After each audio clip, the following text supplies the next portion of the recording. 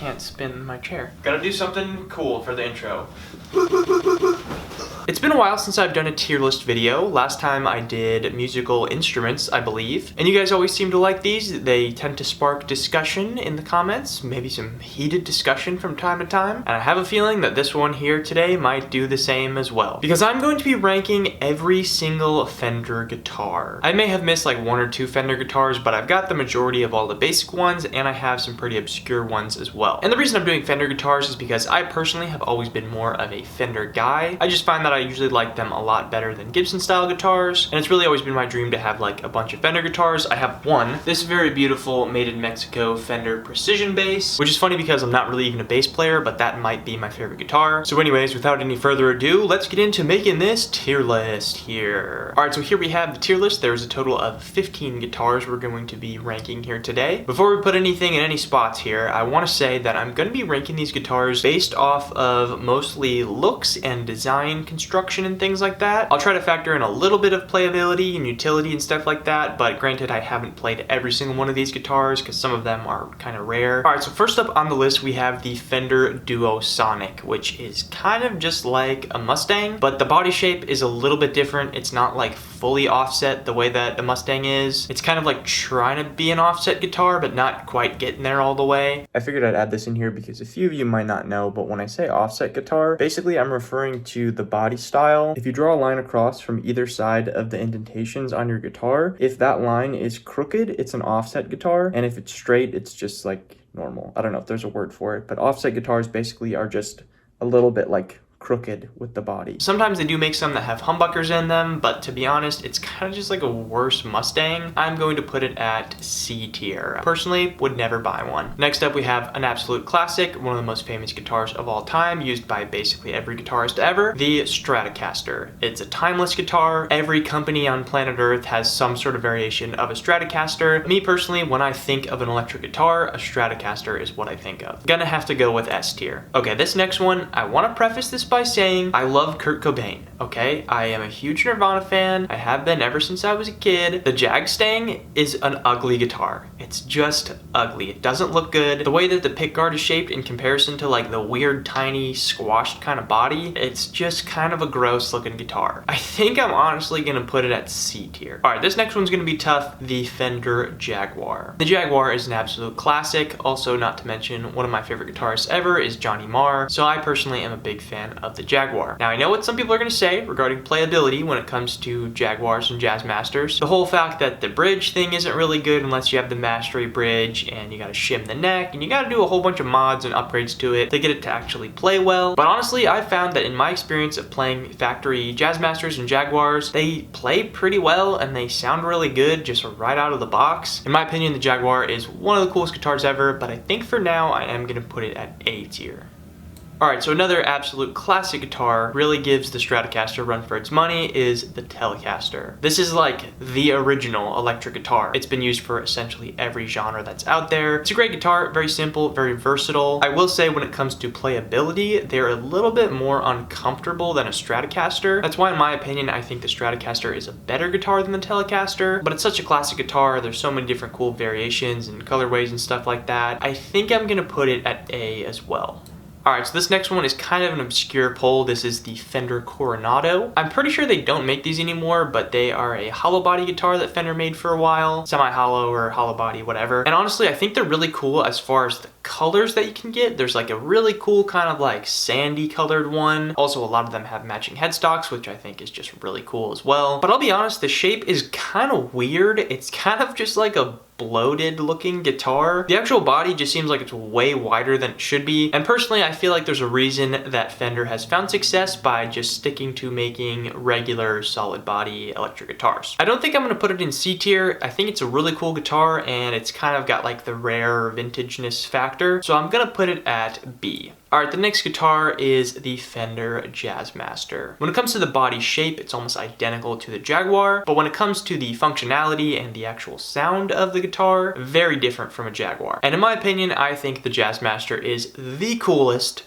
guitar that Fender has ever made. There's just something about that simple design with the clean white Jazzmaster pickups that just looks so good on basically every color. Funny story about Jazzmasters. So I used to just look at guitars on Reverb and Marketplace and stuff like that. And sometimes my little brother would sit with me and just look at the guitars too. And he would call Jazzmasters marshmallow guitars because of the big white pickups. He thought they looked like marshmallows. That has no relevance to the video, but I just thought I would add this in here. The Jazzmaster that Elvis Costello used that was like raw, dark wood is basically like my dream guitar. Every Jazzmaster I've ever played has sounded great. It just fits the style of music that I make kind of perfectly. And I'm gonna put it at S tier. Some of you might be mad about that, but that's where I'm putting it. All right, next up, we have the Fender Mustang, which is kind of like the cool version of the Duo Sonic. I think Mustangs are actually really cool and kind of underrated as well. I think the little racing stripe that a lot of them have is a really cool touch, and I think it makes them very unique from a lot of other Fender guitars. I also like that they're offset, but still pretty compact size. So yeah, I think they're pretty neat, but I don't really think they're cool enough to be in A tier, so I'm going to go with B.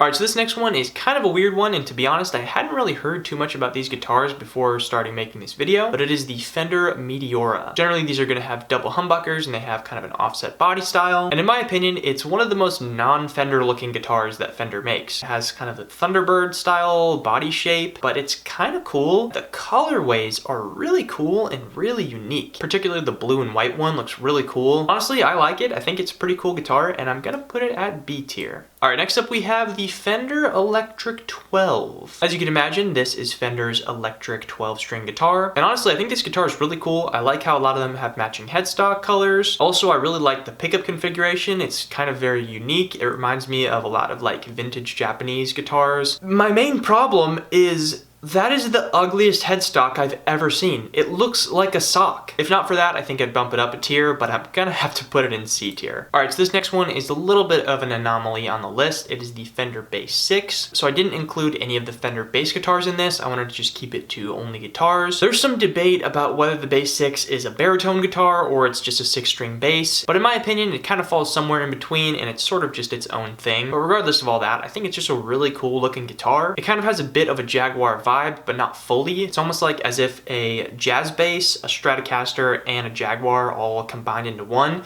and made this guitar. I think it's a really sick guitar, and you can get some very unique, very kind of niche sounds out of it. So I'm gonna put it at B tier.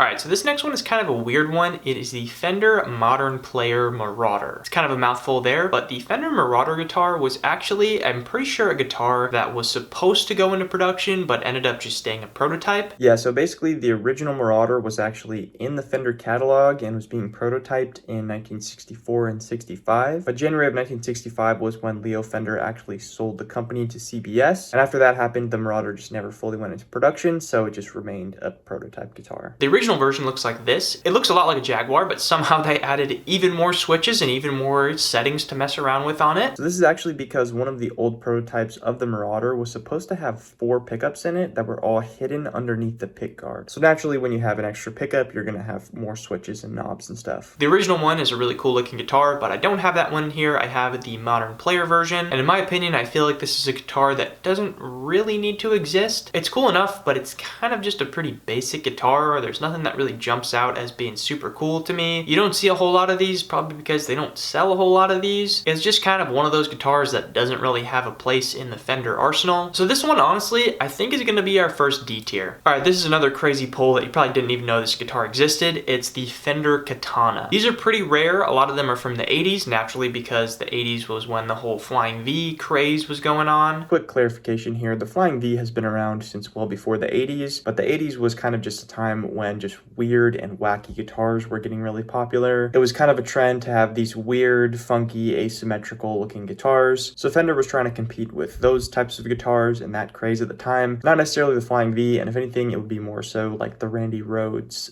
Jackson guitar. I have never been a fan of Flying V guitars. I think they're very impractical and kind of just look ugly. Like, a lot of people say they look really cool, but in my opinion, I don't like the way that they look. Another complaint is, why would I ever want a Fender guitar that has a weird, skinny, pointed headstock? Very uncharacteristic of Fender, and I'm just not a fan of this whole look in general, so I think I'm gonna put this one at D as well. Okay, so this is the other semi-hollow Fender guitar that's on the list. It is the Fender Starcaster. Now this is where the names start to get a little bit confusing, because Fender used to have a Starcaster that was literally just a Strat. Alright, this is the last editor's note here, but I think this one needs some context. Essentially, Starcaster was a line of instruments that Fender produced from around 2001 to 2014, so for quite a while while they produced these, and they were just various different instruments and music gear that were aimed towards students and beginners. The majority, if not all of the guitars that they produced under the Starcaster name were Stratocasters, but they actually also produced a bunch of random other instruments as well, like some acoustic guitars. They also made pedals, which is crazy. They did also make some bass guitars, but I believe they're pretty rare, and they made a drum set as well. I've actually seen a few of these on Marketplace. But Starcaster is now the name of this specific guitar that they sell, and in my opinion, I kind of really like that headstock with the little black stripe across it. I don't think that the body is really weirdly shaped the way that the Coronado is. It's a bit more natural looking body style, even if it is still kind of bulky. But honestly, other than the headstock, there's not really too many things where you're like, oh yeah, that's a super cool guitar. There's something really unique about it. I feel like we should just leave the semi-hollow guitar thing up to the other companies that do it a lot better. I'm gonna put this one at C.